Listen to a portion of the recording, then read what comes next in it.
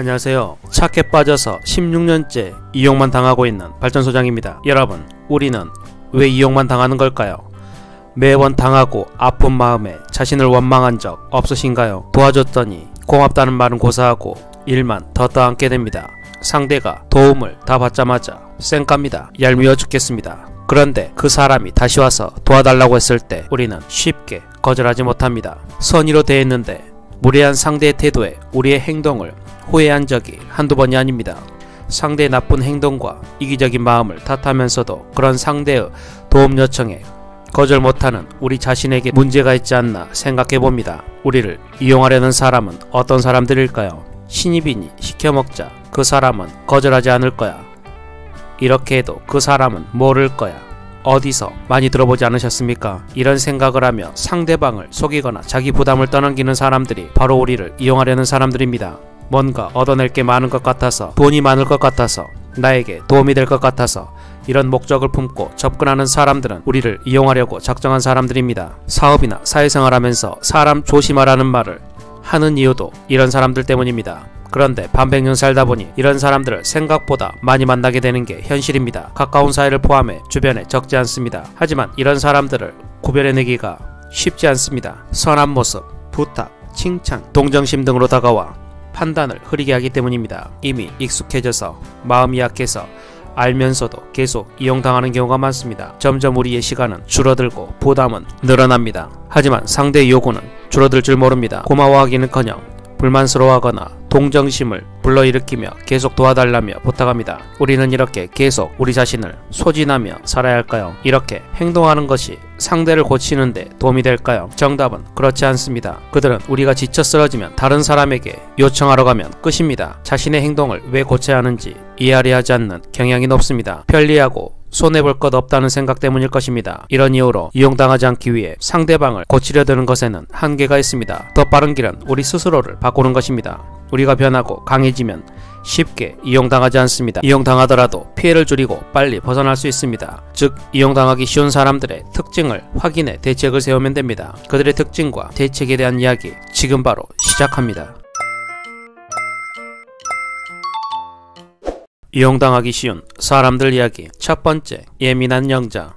여러분은 예민한 사람인가요? 아니면 조금은 둔감한 사람인가요? 영자는 예민한 사람입니다. 그러다 보니 다른 사람의 감정에 쉽게 반응합니다. 감정에 빠르고 깊게 반응하기 때문에 공감 능력도 높습니다. 예민한 반면 남을 먼저 배려하고 호의적입니다. 반면 부정적인 감정에 크게 흔들립니다. 영자처럼 이렇게 예민하고 불안하면 잘못된 판단을 하거나 상대에 휘둘릴 위험이 높습니다. 급할수록 돌아가라는 말이 있습니다. 감정에도 이 속담을 적용해보는 것은 어떨까 생각해봅니다. 구독자 여러분들은 다른 사람의 감정에 민감하게 바로 대응할 때는 언제라고 생각하시나요? 왜 그렇게 하나요? 그 사람에게 잘 보이고 싶어서, 그 상황이 두려워서, 그 사람이 떠날까봐 불안해서였을 것입니다. 하지만 시간이 지나고 보면 그리 급하게 할 필요가 없는 경우가 많습니다. 또 굳이 그렇게 할 필요도 없었다는 아쉬움만 남습니다. 인간관계야 사회생활에서 급하게 처리해야 할 일은 생각보다 그리 많지 않다는 걸 삶을 살아가면서 이미 체득하셨을 것입니다. 급하게 결정을 내리라고 재촉하거나 빨리 결정하라고 흔드는 것은 시간을 빼앗아 판단력을 흐리게 자신이 원하는 결정으로 이끌려는 사람들이 종종 쓰는 전략입니다. 상대방의 재촉에 기회를 놓칠까봐 빨리 결정하려다 속거나 망한 사례가 수없이 많습니다. 지금 여러분들 집 한켠에 쌓여있는 택배 상자가 바로 그 증거입니다. 정말 급한 경우도 있지만 이런 의도를 가진 사람들에게 악용되는 경우가 있다는 것을 경계해야 합니다. 감정에서도 이와 비슷한 일이 벌어집니다. 예민한 감정을 가진 사람에게 이런 방법을 사용해 자신의 이익을 취하는 사람들이 있습니다. 다른 사람의 감정보다 우리의 감정과 판단이 중요합니다. 시간이 걸린다 해도 신중하게 행동하는 게 좋습니다. 시간적인 여유를 가지고 이성적인 판단을 더해 감정에 휘둘리지 않도록 하는 것도 좋은 해법입니다. 두 번째, 남을 잘 도와주는 미자. 미자는 남을 잘 도와줍니다. 이런 미자의 성향을 알고 있는 주변 사람들은 미자를 이용하려는 의도로 접근합니다. 미자를 이용해 가장 손쉽게 목적을 달성합니다. 도와달라고 요청하면 바로 들어주기 때문입니다. 힘들 법도 한데 거절을 어려워해 속으론 내키지 않더라도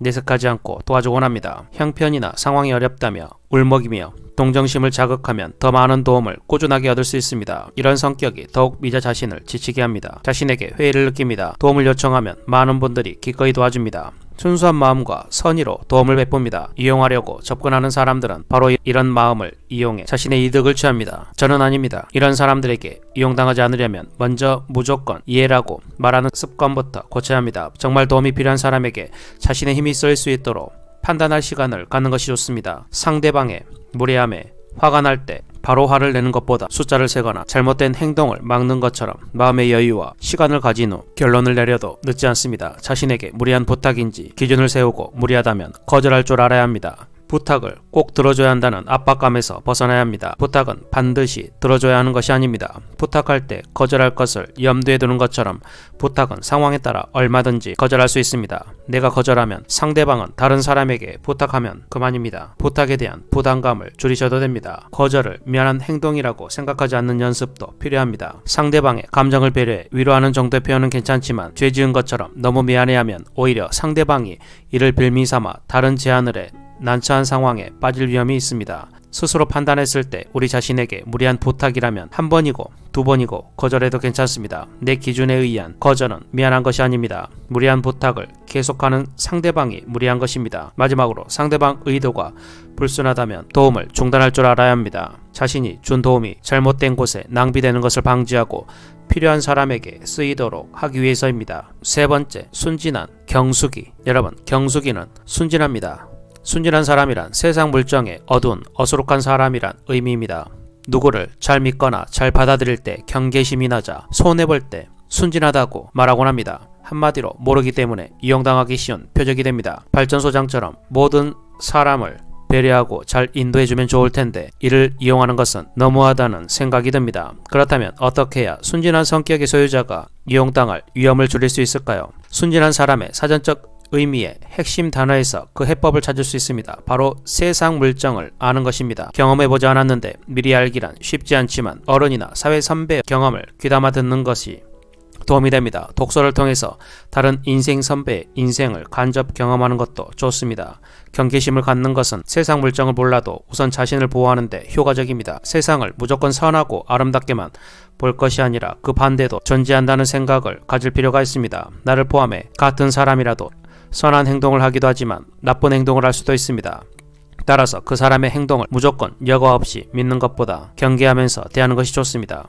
구글 같은 글로벌 기업들은 직원에게 자율권을 주거나 실패하더라도 도전을 장려하는 문화가 있어 많은 이들의 부러움을 사고 있습니다. 하지만 이런 문화가 무제한적이거나 맡겨놓고 방치한다는 의미가 아닙니다. 중간 점검을 하면서 피드백을 해 이러한 문화가 제대로 작동하도록 하고 있습니다. 즉 경계심을 시스템의 장치에 위험을 줄이고 있는 것입니다. 순진한 발상이라는 일부 비난에도 회사의 발전에 도움이 되는 이유가 이러한 경계심이 작동하기 때문입니다. 순진한 성격을 보호할 수 있다는 이유도 여기서 찾을 수 있습니다. 하지만 바쁘고 시간도 없고 일 끝나면 가족을 돌봐야 하고 휴식을 취해야 하는 게 우리의 현실입니다. 그래서 여러분들은 새벽 5시 중년발전소 영상을 꾸준히 시청해야 합니다. 구독자 여러분 사랑합니다. 오늘은 이렇게 남들에게 매일 이용당하는 사람에 대해서 알아보았습니다. 다시 한번 정리해드리겠습니다. 첫 번째, 예민한 영자. 두 번째, 남을 잘 도와주는 미자.